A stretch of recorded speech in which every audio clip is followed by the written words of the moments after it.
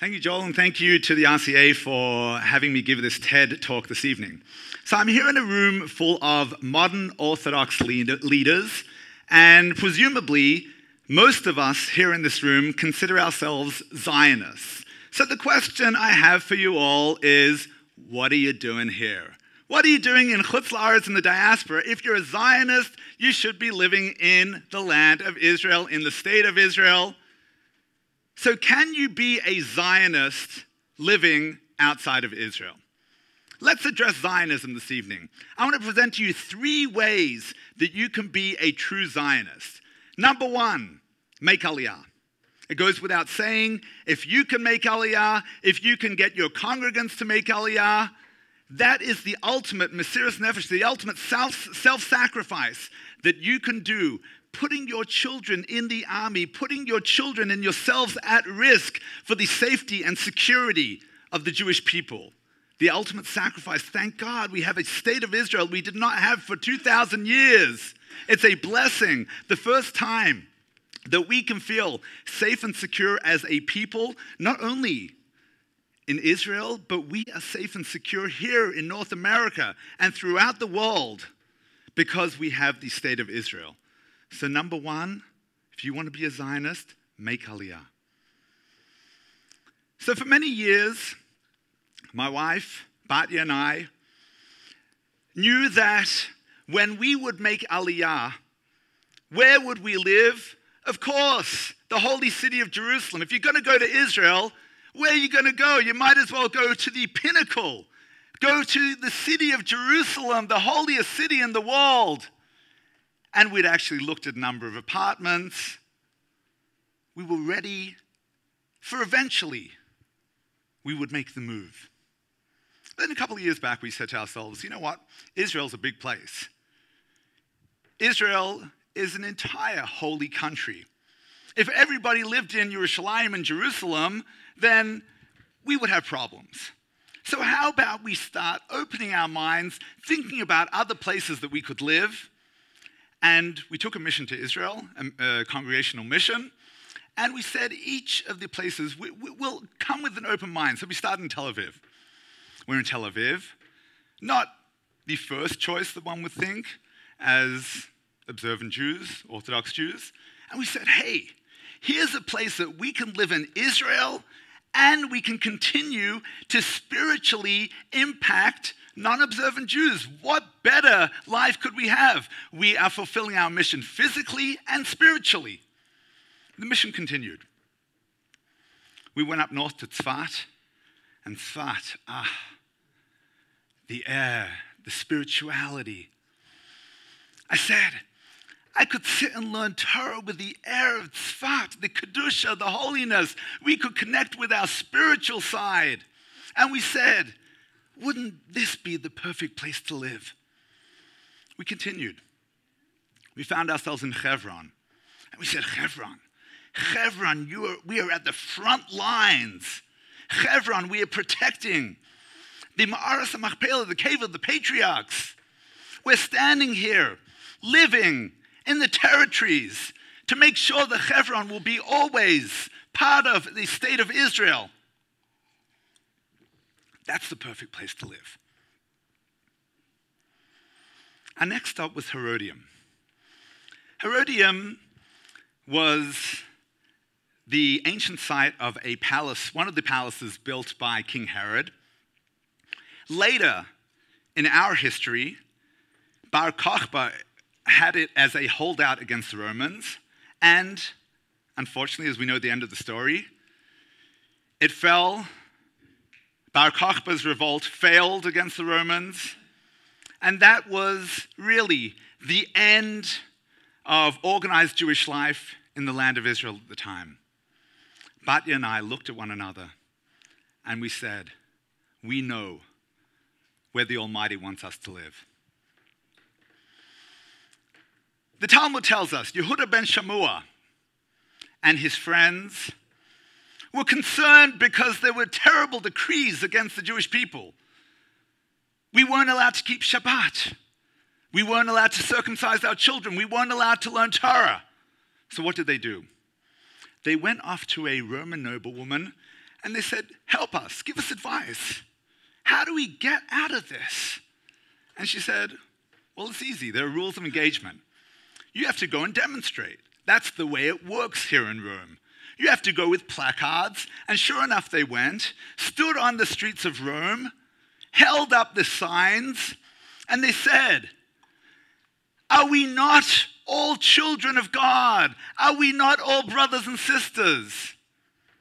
Why would you discriminate against us? Why would you not allow us to practice our religion? Says the Talmud, the decree was annulled. Now think about it. Yehuda ben Shammua was a student of Rabbi Meir, who was a student of Rabbi Akiva, who had his skin combed off with hot rods because he was teaching Torah.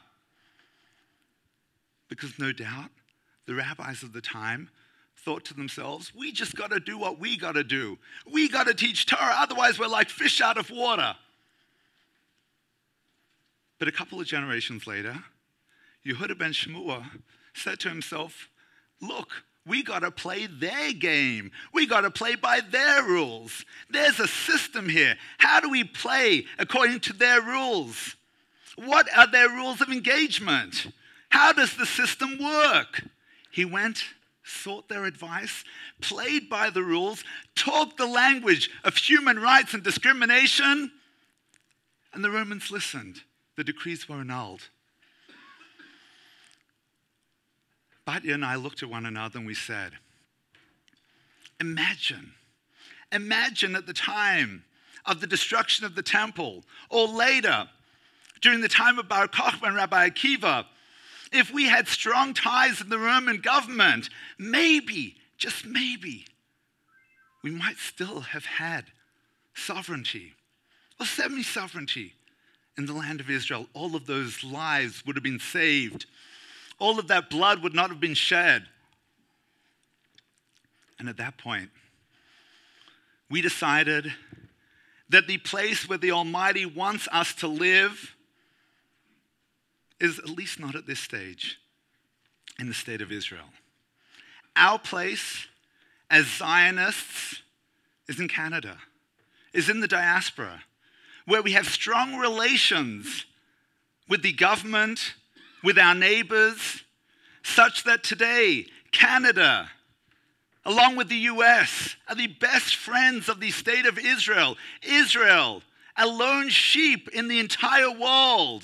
Without strong relationships, without strong friendships, where would Israel be today? So friends, I submit to you that the second way that one can be a good Zionist is to advocate on behalf of the state of Israel. How can I advocate on behalf of the state of Israel? Well, there are a number of ways. I'm going to give you 3 ways here. Number 1, you can have a relationship with your elected official. A relationship means it might be having them over for a Shabbat meal. It might mean fundraising for their election campaign because all politicians want to get re-elected. It may mean door knocking for their election campaign. Do something for them, be there for them, and they will be there for us. Let me tell you a story. A couple of years ago, the Canadian government decided that it would build a Holocaust monument in the capital. We, in Canada, are the only allied nation that does not have a Holocaust monument in the capital, and the government passed a bill in the parliament to have a Holocaust monument built.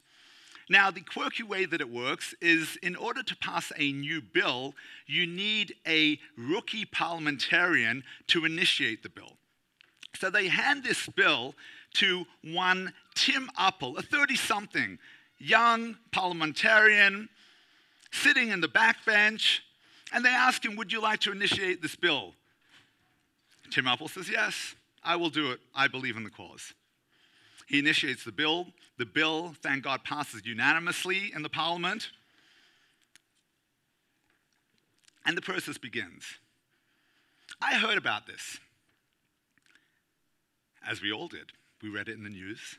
But what was interesting when I read it was that Tim Uppel is a parliamentarian who represents Sherwood Park. Sherwood Park is a town outside of Edmonton where there are no Jews.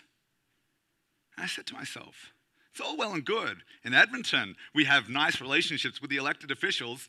Who cares in Sherwood Park? I called him up.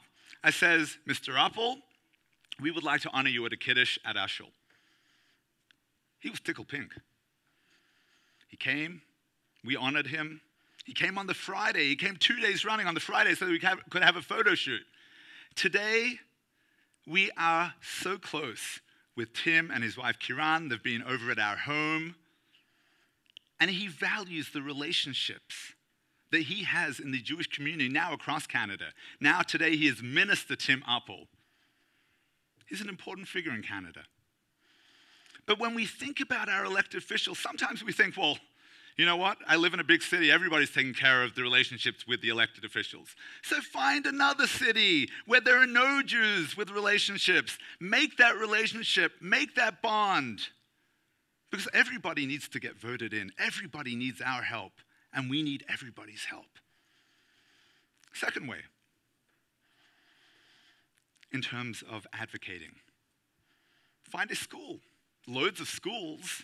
If you have a relationship with the school, a public school, that you can go in and talk on a regular basis about Israel, educate these children, school, university, from a young age about the importance of Israel, not just to Jews, but to the entire world, to democracy and freedoms throughout the entire world. That's important. Number 3, Christian groups. Thank God we have a wonderful relationship with Christians United for Israel, Alberta. How did that happen? One day I heard on the radio that QFI Alberta was having their inaugural event. I said, that's interesting. How come nobody in the Jewish community has heard about it? I got in touch with the organizers. I said, would you mind if I came along? I'd love to see this. The president, the chair of QFI Alberta, didn't know where to put himself. He says, could we meet for coffee? I said, sure. We met for coffee. He says, would you offer us a rabbinic invocation? They are just as timid, just as shy to approach us as we might be to approach them. But we have to engage. We have to engage with the Christian right. They don't all place Israel at the top of their priority list. They've got other things, other priorities. They're engaged in social activism. They're engaged in environmental concerns, in other right issues. Our job is to place Israel on the top of their priority list. And of course, when we're talking about the Christian left, we definitely need to get involved. We definitely need to be engaged with them so that they can understand the folly of those that are wishing to undermine Israel from within the Christian left. So I've mentioned 2 ways that you can be a Zionist. Number 1, to live in the land of Israel and the state of Israel. Number 2, to advocate on behalf of the state of Israel. I'm going to give you one more way. This is the 3rd way that you can be a good Zionist. Let's say that for whatever reason, you're not ready to make Aliyah. Let's say that for whatever reason, you feel that it's just not your thing to get out there and advocate. So there is one further way that you can, just by being you, be a good Zionist. And that, my friends, here in the United States of America, means living in a swing state. Move out of New York. Live in Florida. Live in Ohio. Maybe even Virginia, Nevada. You live in a state like that, your vote counts. Your very being counts. When there's a strong enough Jewish vote in these states, it makes all the difference. It means that every presidential candidate cares what the Jewish concerns are. And that's why president after president, Republican, Democrat, it doesn't matter. Israel is a top priority because swing states count. So friends, to repeat once more, there are 3 ways that you can be a Zionist. Number 1, make Aliyah. Number 2, advocate on behalf of the state of Israel. Or number 3, live in a swing state. Thank you all very much for listening this evening. Please be a Zionist.